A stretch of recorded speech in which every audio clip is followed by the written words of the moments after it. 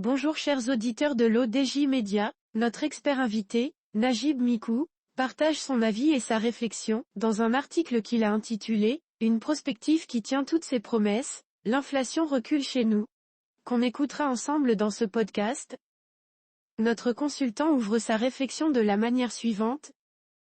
La tendance à la baisse du taux d'inflation, que j'ai pronostiqué ici en fin d'année 2022 et en début d'année 2023, qui a suscité étonnement et doute, a bien eu lieu et s'affirme davantage dans le même rythme annoncé. On est passé d'un taux d'inflation de 10,1% en février dernier, à 4,3% à fin octobre et il baissera davantage.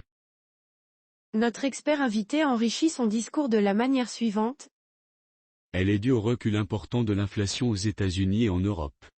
Ce qui est de nature à désactiver davantage le fusible de l'inflation importée et à dévoiler davantage celui de l'inflation incivique, tout aussi annoncé ici en 2022. Les poches de résistance, en interne, sont dues au bégaiement opportuniste dans l'imputation de baisse de prix à l'international, à des prix de produits et services qui restent anormalement hauts. Cette imputation devrait être automatique, systématique dans une économie qui se veut libérale et donc ouverte aux fluctuations des marchés internationaux. À une spéculation forte, persistante et injustifiée sur les produits alimentaires de production locale. L'on ne peut indéfiniment justifier la flambée des prix des légumes en hiver dernier par une vague de froid, alors que l'essentiel de notre production est sous serre par milliers d'hectares depuis des décennies, et que nous sommes le premier pays tiers qui approvisionne l'UE particulièrement en hiver, ou encore pendant la saison actuelle d'automne par je ne sais quelle autre raison encore, alors que la vocation de production naturelle de notre pays se situe en automne et au printemps en plein champ. Malgré des analyses à l'emporte-pièce et des critiques infondées, notre pays devrait maintenir son leadership de grand exportateur de fruits et légumes et devrait pour ce faire, déployer de toute urgence, les solutions hydriques et régionales qui s'imposent. Il s'agit là d'un secteur multifonctionnel de grande importance. Mais, l'approvisionnement du marché national doit être dans le même temps, la priorité absolue pour laquelle il faudrait mettre en place le système de quotas qui s'impose.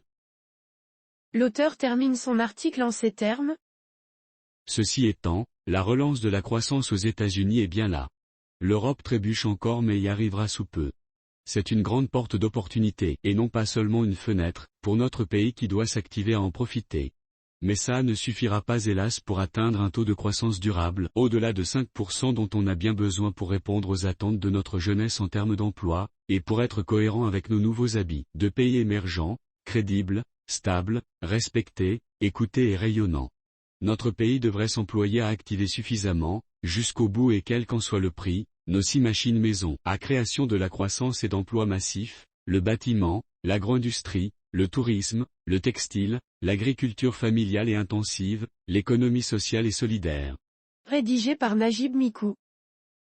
Merci d'avoir écouté ce podcast de l'ODJ Média. N'hésitez surtout pas à nous suivre sur nos réseaux sociaux, Instagram, Facebook, TikTok, LinkedIn et Twitter. Alors, on se dit au prochain podcast de nos experts invités, et à très bientôt.